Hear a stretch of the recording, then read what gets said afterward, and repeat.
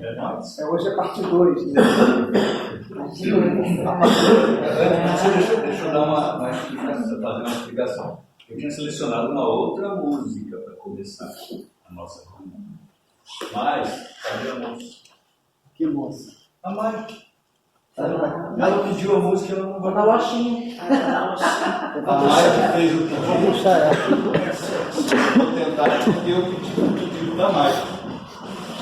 Só que eu não sabia dessa música. Ah, meu Deus, mas como é que tá certo? Essa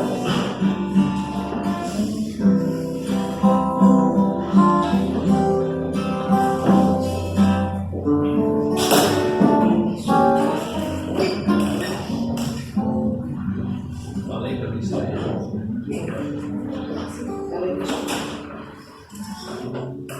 se você não ouvisse, você ia parar. Num caminho teve a terra mais sublime e devotado. Sua vida nos encerra, o amor purificado. Nunca a terra recebeu visitante mais honroso. Nunca o homem concebeu mensageiro mais glorioso. Como amor de Jesus a Deus, como amor Jesus a nós, humilhou-se aos nossos erros, sublimando a dor atroz. Todo amor que a terra tem será nada pra pagar o infinito desse bem que só Ele soube dar.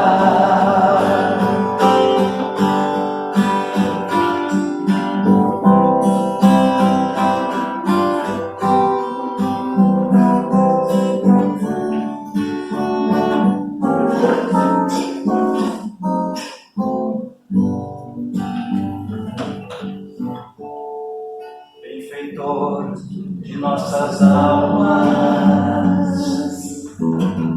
qualquer doença Ele cura, seu remédio é paz e calma, nessa vida e na futura. Com amor Jesus a Deus, com amor Jesus a nós,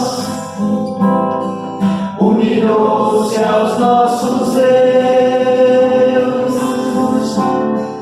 sublimando a dor atroz. Todo amor que a terra tem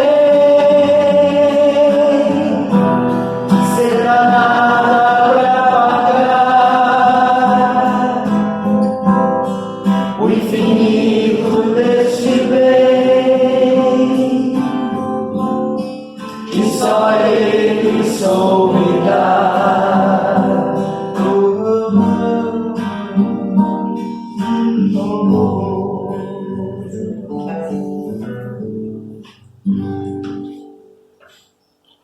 Muito bem. Olha nós aqui outra vez.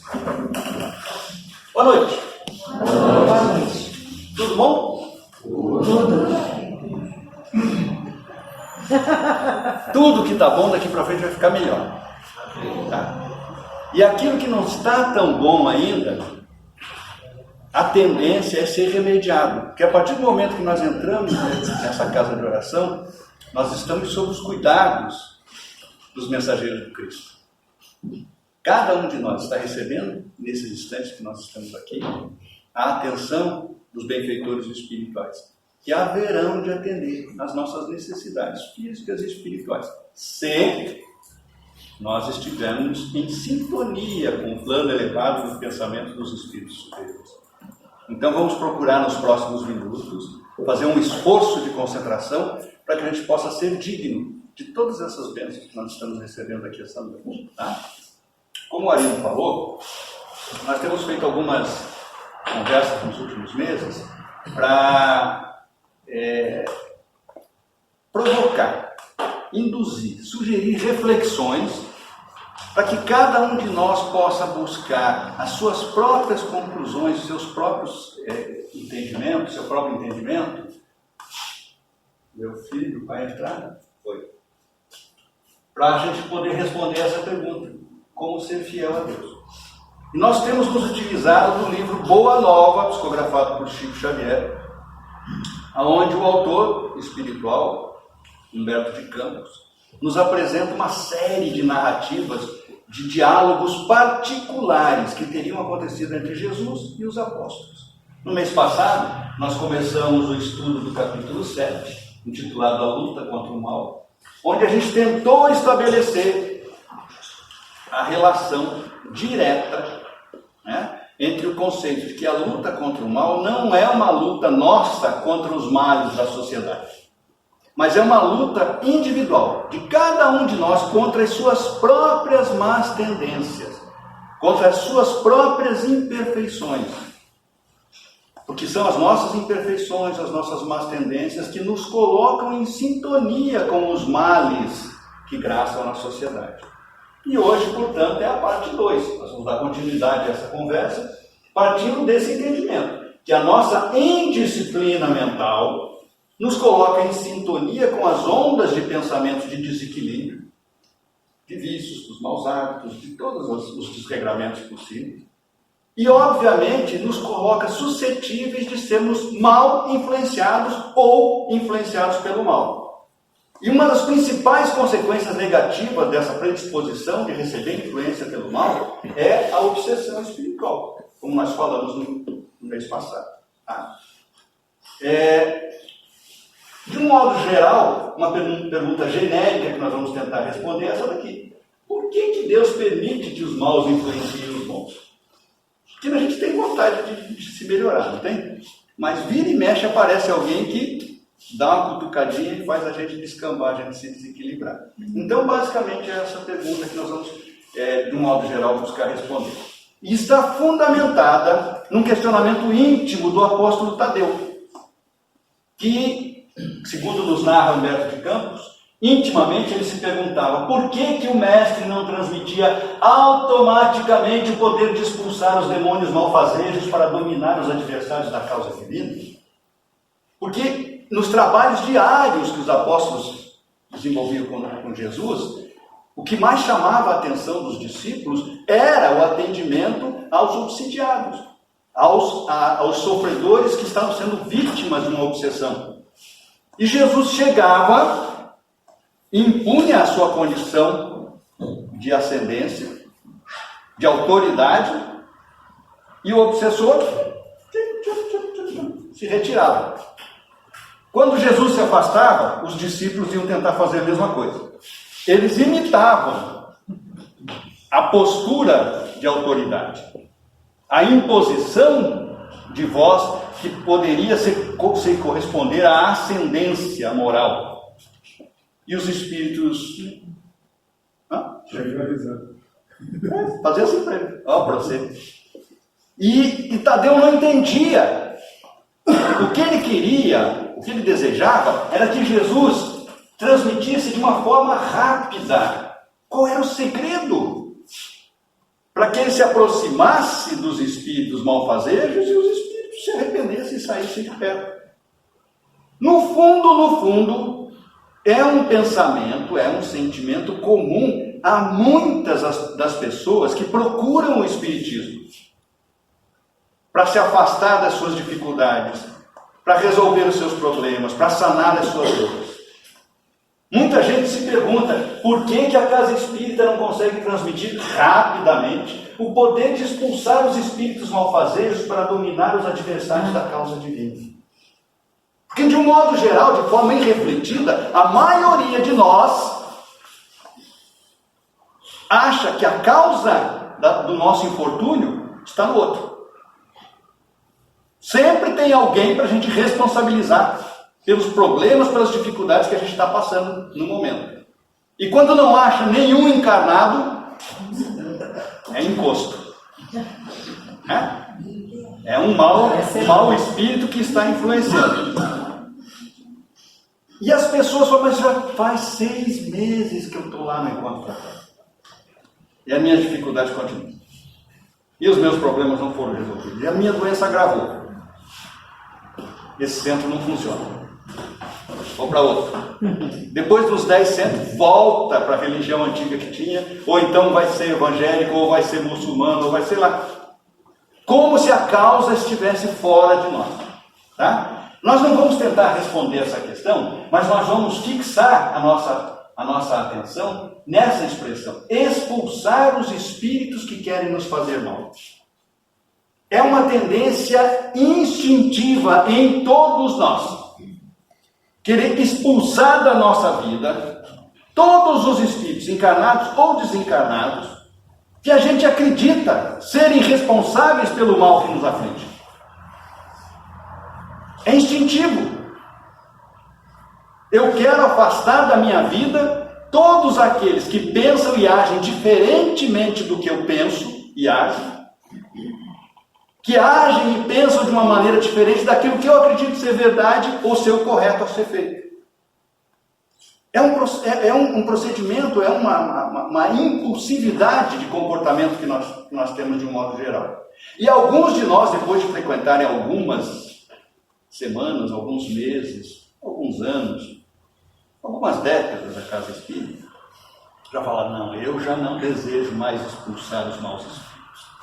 E se contempla só em dominar os adversários. Né? O mau espírito pode ficar do meu lado, desde que não pense, não haja e não faça nada contrário ao que eu acho que seja verdade. E a causa divina que está entre aspas ali é a desculpa para expulsar e dominar os adversários. A gente vê, não é dentro da doutrina espírita, em todos os núcleos religiosos, as pessoas se organizando individual e coletivamente para expulsar e dominar os adversários.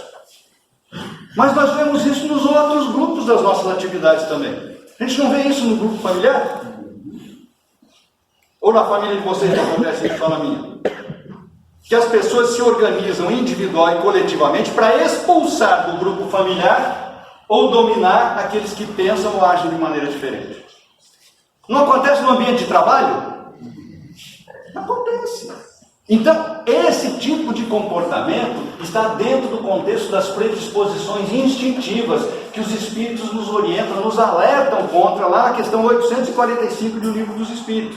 E nos dizem, as predisposições instintivas podem arrastar o espírito à prática de atos repreensíveis, atos contrários à prática da lei divina. Então vamos à nossa primeira reflexão mais séria. Todos nós já passamos algum tipo de constrangimento na vida. Não é verdade? Já estão dormindo? Pô, nem 5 minutos não deu ainda. Eu já perdi as contas, pastor. Já tem gente roncando. Eu já perdi as contas. Vocês já passaram por constrangimentos na vida de vocês? Sim. Alguns de nós já passamos por constrangimentos sérios, seríssimos, que causaram dores profundas, sofrimentos profundos na nossa vida. Sim. Então tenta lembrar lá. Vai lá na tua memória e lembra. Quando você foi expulso? Você já foi expulso alguma vez? De algum evento? De algum local? Você já foi expulso de algum grupo de atividade que você estava desenvolvendo? Olha lá, mentirosa. É a Mike que está fazendo assim. Ela foi a única que nunca foi expulsa. Você já foi convidado a se retirar a contragosto? Vou pôr vocês duas de castigo. Vocês não estão vendo, mas as duas estão fazendo sinal lá para mim. Você já foi convidado a se retirar a contragosto de algum local, de alguma atividade que você estava desenvolvendo? Tenta se lembrar das emoções que você sentiu ao se sentir preterido. Tenta se lembrar da qualidade dos sentimentos que afloraram no teu coração naquele momento em que você foi colocado de lado. Avalie a qualidade dos pensamentos que ficaram martelando na sua cabeça durante aquele período da sua vida. Pergunta lá para a tua consciência: você já se sentiu fustigado alguma vez? Fustigado, castigado, punido. Não interessa aqui se existia uma razão, se a razão era justa ou injusta para a sua punição. Mas você já se sentiu punido alguma vez? Sim. Só ele. Maltratado. Você já se sentiu maltratado? Brutalizado. Você já foi violentado física ou moralmente alguma vez? Você já se sentiu discriminado? Já foi vítima de preconceito? Então pergunta lá para a tua consciência também. E dominado? Você já se sentiu dominado? Você já foi contido à força? Subjugado? Obrigado a falar e fazer aquilo que você não gostaria de falar e fazer? Também. Para se submeter à vontade de terceiros? Você já se sentiu reprimido, impossibilitado de manifestar os teus sentimentos, os teus pensamentos, os seus desejos e anseios? Já aconteceu com vocês isso tudo? Já. Sim. Então, pergunta: é bom ser expulso? Não. É bom ser fustigado? Não. É bom ser dominado? Não. Primeiro ensinamento de Jesus, se tu tivesse escolhido debaixo do texto, de acordo com o contexto da nossa conversa, iam falar que foi a armação. Pergunta para Jesus o que Jesus faria naquela situação. Nós falamos com alguma frequência, nós necessitamos desenvolver a capacidade de praticarmos a caridade da maneira como Jesus entendia. Como nos explicam os Espíritos na questão 886 do Livro dos Espíritos. Todo mundo já decorou, né? Não decoraram? Então vamos decorar agora. Já decorou. Benevolência para com todos. Indulgência com as perfeições de todos, indiscriminadamente. E perdão incondicional de todas as ofensas. Mas esse é um processo. Ninguém vai chegar na indulgência e no perdão se não passar pela benevolência. E o primeiro valor moral da benevolência talvez seja a compaixão. Nós precisamos nos compadecer de todos aqueles que sofrem. E o espírito encarnado ou desencarnado, que te deseja mal, que quer te fazer mal, que te prejudica, que tenta e consegue, é um sofredor extremo. Ele está em extremo sofrimento espiritual, por mais que o seu orgulho não deixe reconhecer isso. Então é importantíssimo que a gente desenvolva a compaixão diante daqueles que querem nos prejudicar. É preciso se compadecer daquele que te desrespeita, que te menospreza. E para chegar à indulgência, o sentimento que precisa ser desenvolvido é a empatia. Você que está tomando uma enxurrada de ensinamento espírita, recebendo a orientação do ponto de vista espiritual do entendimento do Evangelho de Jesus, comprovado inequivocamente pelas comunicações espirituais. Empatia é importantíssimo. Você precisa aprender a se colocar no lugar da outra pessoa. Talvez aquela pessoa que te desrespeite, que te agrida, não tenha tido as oportunidades que tu está tendo na tua vida de despertamento da tua consciência espiritual. Se coloca no lugar dela. Talvez na mesma condição você estivesse fazendo pior do que ela está fazendo. sentiria, como agiria nas mesmas circunstâncias. A empatia pede que a gente aprenda a se identificar com o outro para poder chegar ao grau da indulgência, ao nível da indulgência. E aqui tem o ensinamento de Jesus. Sem a empatia, sem a indulgência, a gente não entende e não coloca em prática. Tudo que vós quereis que os homens vos façam, fazei-o também vós. Porque esta é a lei e os profetas, está lá no Evangelho de Mateus, no capítulo 7. Tu quer ser expulso? Não. Quer ser dominado? Não. Quer ser fustigado? Não deseje isso para o pior dos teus inimigos. É a orientação que Jesus passa. E a orientação que Humberto de Campos nos diz, que ele passou para Tadeu, é: os espíritos do mal são também os nossos irmãos. Jesus veio nos dar a lição da fraternidade universal. Não é fraternidade só com aquele que te elogia. Nós somos irmãos de todos.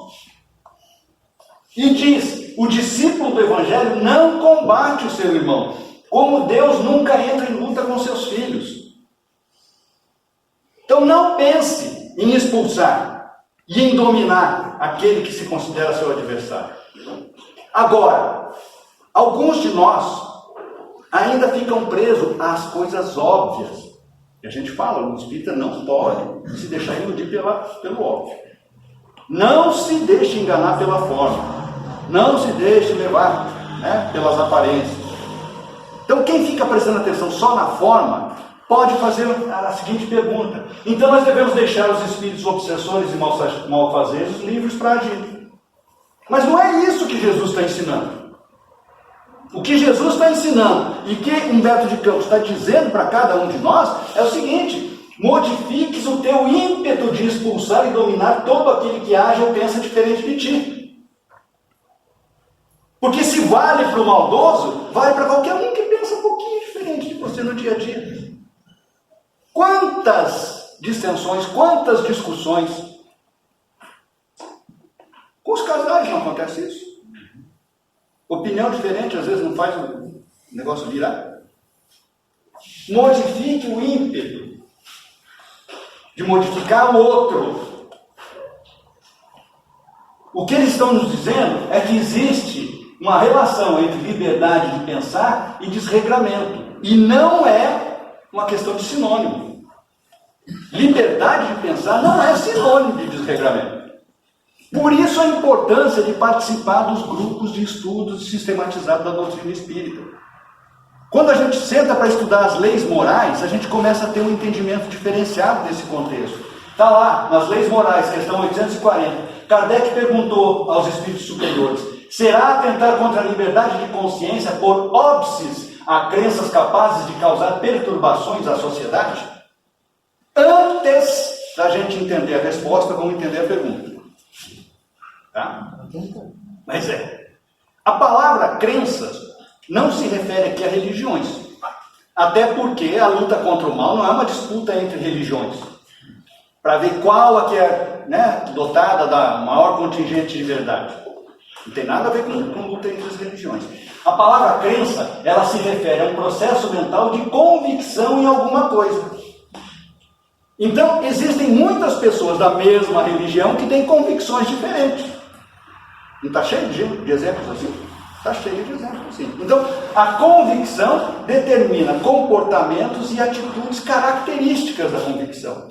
E a pergunta de Kardec ficaria assim, se será atentar contra a liberdade de consciência, colocar obstáculos às convicções que determinam comportamentos e atitudes capazes de causar perturbações à sociedade? Essa que é a pergunta. E parte da resposta é o seguinte: reprimir os atos exteriores de uma crença. Reprimir os atos exteriores, comportamentos e atitudes relativas às convicções, que quando acarretam qualquer prejuízo a terceiros.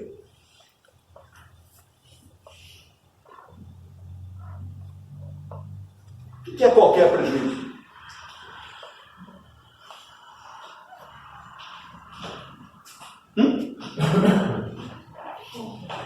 Qualquer mal, qualquer dor, Qualquer prejuízo é qualquer prejuízo. dano. Qualquer dano. Qualquer dano. Vocês estão substituindo uma palavra por sinônimo?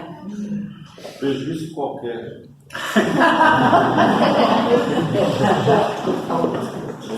Qualquer prejuízo significa, por menor que seja o prejuízo. Nós falamos no mês passado que o primeiro estágio da obsessão se dá pela sintonia mental com relação aos nossos maus hábitos, aos nossos vícios, às nossas más tendências. Então, o espírito que quer te prejudicar se aproxima do teu campo mental, da tua casa mental, falando aquilo que você quer ouvir, te mostrando imagens que você quer ver, que gosta de ver, te passando emoções e sensações que você procura sentir. Então, qualquer comportamento inadequado nos coloca em sintonia com os espíritos mal intencionados. Qualquer comportamento inadequado, por mais inofensivo que pareça, no início, quando se prolonga, é extremamente prejudicial ao indivíduo e a todos os espíritos que estão se relacionando com eles, encarnados e desencarnados. E, obviamente, as atividades que estão sendo desenvolvidas. Então, reprimir os comportamentos e atitude quando acarretam qualquer prejuízo a terceiros não é atentar contra a liberdade de consciência. Porque essa repressão nada tira à crença, à convicção, a liberdade que ela conserva integral. O que significa dizer que tu tem a liberdade plena e absoluta. Tu pode pensar, sentir o que quiser. Mas a tua liberdade de pensar termina quando começa a afetar a liberdade dela. Por isso, no capítulo 1 das leis morais, lá na parte 3ª do Livro dos Espíritos, Kardec perguntou para os espíritos superiores, mas escuta aí, e as leis de amor ensinadas por Jesus não seriam suficientes para harmonizar toda a humanidade diante da prática das leis divinas? O que vocês acham que eles responderam? As leis de amor ensinadas pelo Evangelho de Jesus são suficientes para harmonizar a prática nossa das leis divinas? Não. São. Assim, pois é. As leis são suficientes, mas a nossa capacidade de entendimento, assimilação e prática ainda é insuficiente. Por isso os Espíritos falam, aos homens são necessárias regras precisas em casa, regras precisas no ambiente de trabalho, nas atividades sociais, sejam elas quais forem, nas instituições, regras precisas, porque preceitos gerais e muito vagos deixam um grande número de portas abertas à interpretação pessoal, à manifestação do personalismo, o achismo, que Jesus que nada, deixa comigo lá, Maria.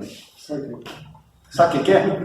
O que eu faço lá em casa funciona legal, vai funcionar aqui dentro do centro espírita também. Aqui no personalismo está a causa de todos os desequilíbrios das nossas relações sociais. Porque o personalismo fomenta a possibilidade das manifestações das predisposições instintivas, condicionamentos mentais que nós trazemos do nosso passado recente e, o que é pior, do nosso passado multissecular. Existem comportamentos que nós temos hoje no século XXI que nós já tínhamos no século XV e não modificamos a nossa condição mental ainda.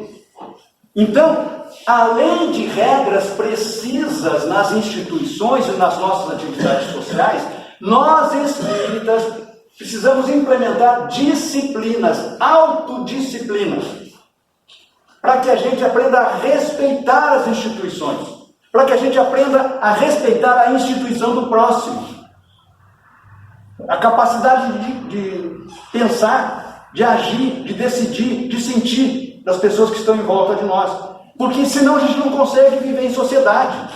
Nós vivemos uma sociedade de diferenças, e quando o personalismo evita as autodisciplinas, aparece a rebeldia. E a rebeldia nos coloca em sintonia com os maus espíritos. Por que Deus permite que os espíritos maus me influenciem? Porque você não se disciplina. Depois de conversar assim com Jesus, Tadeu criou coragem. Aí perguntou para ele, por que motivo Deus permite que os gênios malfazejos nos influenciem a prática do mal? Ele continuava achando que os espíritos malignos é que provocam o mal no processo. E a resposta, basicamente, está vinculada a essa palavra, liberdade. É talvez uma das principais pontos de referência da pedagogia divina. Deus simplesmente permite. Tudo me é lícito. Lembra que o apóstolo Paulo falou? Eu estava lá, talvez? Tudo me é lícito, mas nem tudo me convém. Então Deus não proíbe nada. Porque todos nós estamos sujeitos à justiça divina. Universal, perfeita, imutável e infalível. Lá, capítulo 10, as leis morais, leis de liberdade, questão 833. No pensamento é ilimitada a liberdade. Não tem jeito de bloquear. Para de pensar o que tu está pensando agora. Não tem jeito. Tu não pode pensar, eu não concordo com o que esse cara está falando. Adiantou eu falar isso? Não. Cada um pensa o que quer. O mês passado a gente lembrou essa frase de André Luiz. O trabalho de transmissão mental, o intercâmbio do pensamento é movimento livre no universo. E no mesmo parágrafo, lá no livro Missionários da Luz, psicografado por Chico Xavier, André Luiz nos diz que os indivíduos envolvidos em situações, envolvidos em boas situações ou envolvidos em más situações, são consciências na mesma faixa de escolha e manifestações consequentes. E aqui nós começamos a entender por que motivo Deus permite que os gênios malfazejos nos influenciem a prática do mal. Porque nós e os espíritos dedicados ao mal somos consciências na mesma faixa de escolha e manifestações consequentes. Enquanto nós não conseguimos nos autodisciplinar, modificar a nossa condição íntima, a qualidade dos sentimentos, qualidade dos pensamentos, qualidade dos desejos, dos anseios. Sabe aquela coisa que esses desejos e anseios que tu não comenta com ninguém, mas que de vez em quando aflora lá dentro, tu balança a cabeça e não consegue se livrar? Esses desejos são perniciosos. O anseio e o desejo constante desses desejos determina o planejamento que nós estamos fazendo para o futuro. Nós estamos fazendo criação mental. Enquanto a gente não aprender a disciplinar as nossas palavras, as nossas atitudes, nós vamos estar na mesma faixa de escolha e manifestações dos espíritos dedicados ao mal. Tadeu não entendeu. Tadeu perguntou para Jesus assim, mas será que Deus não permite que os espíritos maldosos se aproximem de nós por causa da nossa substância de amor? Olha a humildade do Tadeu. A nossa substância de amor vai curar os espíritos do mal. Como se eles não fossem forjados de substância de amor. Todas as criaturas do universo possuem a essência divina. Então a mesma substância de amor que vibra no teu coração, vibra no coração daquele que te deseja mal. É básico no processo. Acontece o seguinte, os espíritos que deliberadamente optaram pela prática do mal, acham que para eles não tem mais saída. Eles acham que estão num caminho sem volta, num buraco sem fundo. No entendimento deles não existe redenção para a sua condição moral. Perdido de meio. Nós, por nossa vez, estamos começando a despertar, pelo menos os que estão acordados, para que existe remédio para a nossa condição. Que nós podemos ter propósitos de vida pura. Nós podemos estabelecer metas de cumprir as leis divinas na medida do nosso entendimento e na medida daquilo que nós já deveríamos estar praticando. E aqui a gente consegue ligar os pontos. Nós estamos envolvidos com os espíritos malignos na mesma faixa de escolha e manifestações consequentes, por conta dos erros que nós praticamos no passado. Alguns de nós agora, pouquinho tempo atrás, estávamos dedicados aos desvios de comportamento, aos desregramentos, aos maus hábitos, aos vícios. Não é porque nós estamos sentados num tempo de oração, num tempo religioso, que nós nos desvinculamos mentalmente dessa condição. Então, nós estamos ligados a eles. Por outro lado, o trabalho de transmissão mental é movimento livre no universo. O que significa dizer que vento que sopra aqui, sopra lá. Né? Se nós mantivermos ativos, perseverantes o nosso propósito de vida pura, de transformação moral da nossa condição íntima, nós vamos reverter a polaridade. Em vez de nós sermos influenciados ao mal pelos espíritos malignos, nós vamos começar a influenciar os espíritos malignos com a nossa prática do bem. E aquele espírito que se aproxima da tua casa mental com a intenção de te prejudicar, só vai restar duas opções para ele. Ou ele se regenera, porque tu estás se regenerando, ou ele se afasta. Basicamente é isso que acontece. Por isso que Humberto de Campos diz que toda intenção excelente será levada em justa conta do céu. Agora, o fato mais certo, batata, e pode começar a prestar atenção nas pessoas com quem você se relaciona, é que todos nós temos por perto um adversário dos nossos propósitos da vida pública. Todos nós. O tempo todo. Faz os planos, começa a agir, aparece algum espírito de porco para complicar. Que deliberadamente quer impedir a gente de praticar. Quais são as características da personalidade do adversário? O adversário é um indivíduo de má fé que se aproxima de ti.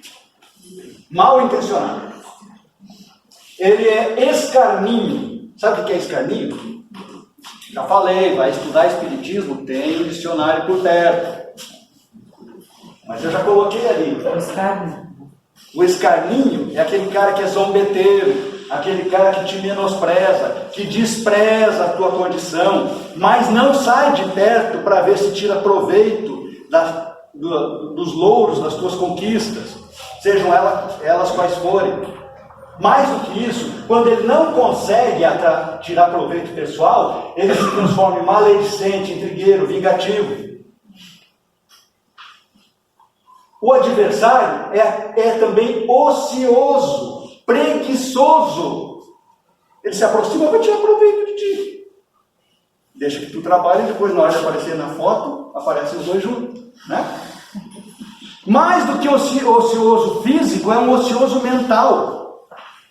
Por isso, ele age com irreflexão, ele não raciocina para agir. Se vocês lembrarem, há 2 meses atrás, vocês lembram que a gente conversou 2 meses atrás, né? Obrigado. O desenvolvimento do senso moral pede raciocínio sadio. Se a pessoa age sem raciocinar, o ocioso mental age sem raciocinar. Ele é imprudente, inconsequente, irresponsável. E Jesus falou para Tadeu, o adversário é sempre um necessitado, é sempre um sofredor, que precisa de auxílio, que precisa de amparo, que precisa de orientação, mesmo que ele ache que não precisa. E por isso falou, não é um adversário seu, é um adversário do bem, não leve para o lado pessoal.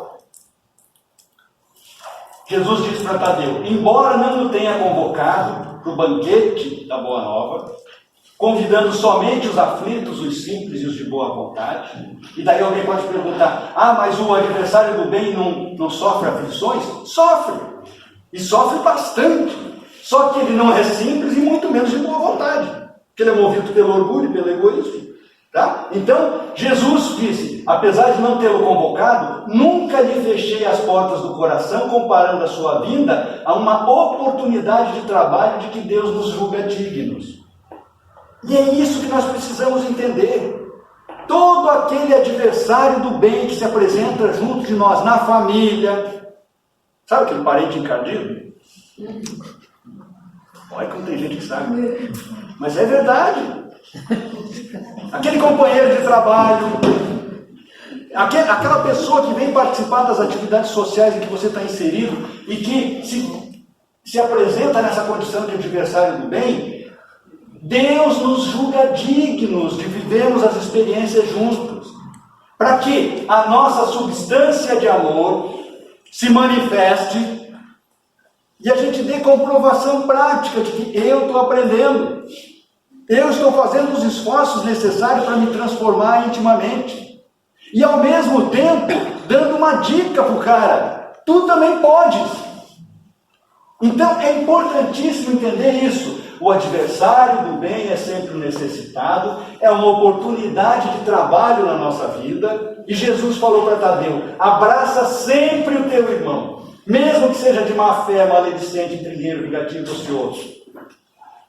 Não nos esqueçamos jamais do bom combate. O Paulo apóstolo falava também do bom combate. E o nosso bom combate não é contra o adversário do bem, é contra as nossas próprias predisposições instintivas. Não deseje expulsar o adversário do bem da tua vida, não adianta. É afinidade vibratória, tu expulsa um, vem outro. Tá? Aproveita a oportunidade. Aproveita a oportunidade. Em todas as circunstâncias, construir é sempre melhor, mas atendendo aos deveres do mundo interior que pertence a ti mesmo. Não deixe de atender aos teus deveres da tua encarnação para atender aos deveres do indivíduo de má fé.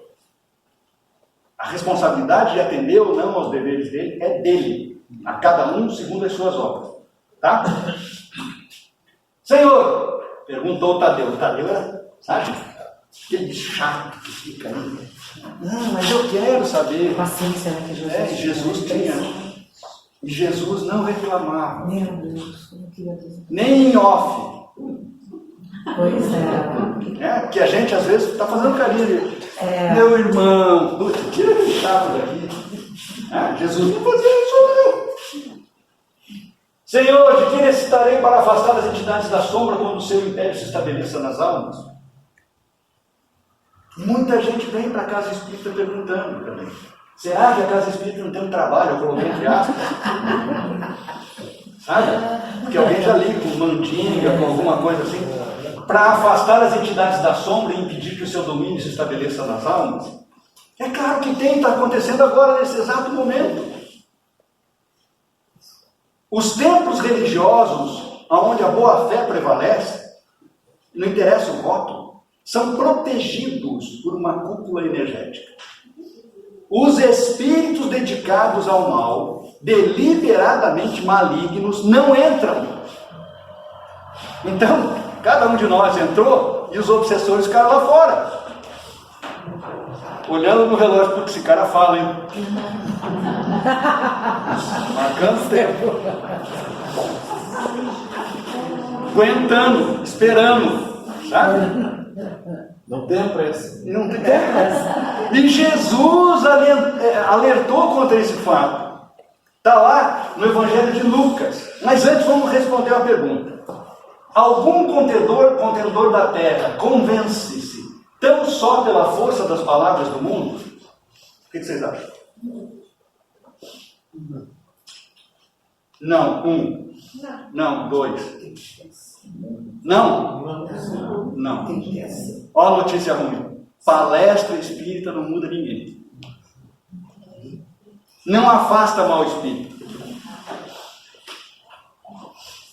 O que a gente consegue é a bênção de uma renovação temporária da nossa condição mental, da nossa psicosfera. E Jesus explicou isso. Os espíritos obsessores, o cara pôs a cabeça lá, ia ser encarnado. Eu falei que o espírito obsessor está esperando lá fora e ele colocou a cabecinha assim. Os espíritos obsessores estão esperando lá fora. Jesus contou dos discípulos. Quando o espírito imundo sai do homem, anda por lugares áridos procurando. E não o achando, diz: voltarei para a casa mental da onde saí. Então, a hora que nós sairmos daqui, os espíritos que deliberadamente querem se aproximar da nossa casa mental para nos prejudicar, vão estar nos esperando lá fora. E o que eles falam? Ao chegar, vão encontrar a nossa casa mental varrida e adornada. O que é isso? Prontinha para receber. Não. Nós entramos com a casa toda bagunçada aqui. Nossa casa mental estava bagunçada, em sintonia com o desalinho moral dos pensamentos, provocados inclusive pelos maus espíritos. A orientação do Evangelho, a orientação clara que a doutrina espírita nos favorece, faz com que a gente temporariamente dê uma melhorada no visual da nossa casa mental.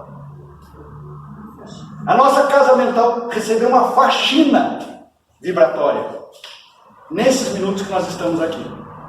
E o que acontece com o espírito obsessor? Desaparece? Alô? O que acontece com o obsessor?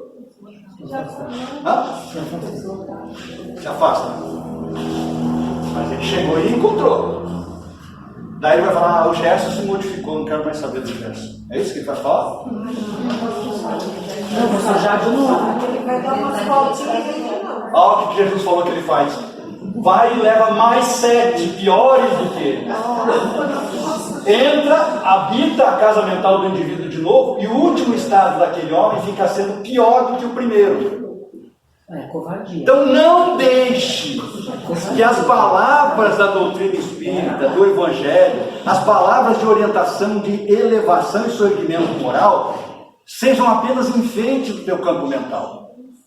Use essas orientações para a sua transformação íntima. André Luiz, lá no Missionários da Luz, nos falou: se os nossos irmãos conseguissem de fato estabelecer sobre si mesmos os desejáveis golpes da disciplina, não é disciplina da doutrina espírita, não é disciplina do Evangelho de Jesus, é autodisciplina. Você que sabe o quanto de amor incondicional você quer na sua vida, o quanto você quer se libertar do peso dos erros do passado, o quanto você está disposto a se submeter à justiça divina. Então, são autodisciplinas que nós precisamos estabelecer. Muito nós ganharíamos em força contra a influenciação dos infelizes que os seguem. Lamentavelmente, a maioria de nós, não faz isso. São raros os que mantêm a necessária resolução. A maioria, rompido o nosso círculo magnético, organizado no curso de cada reunião, quer dizer, passou a portinha dali, tá?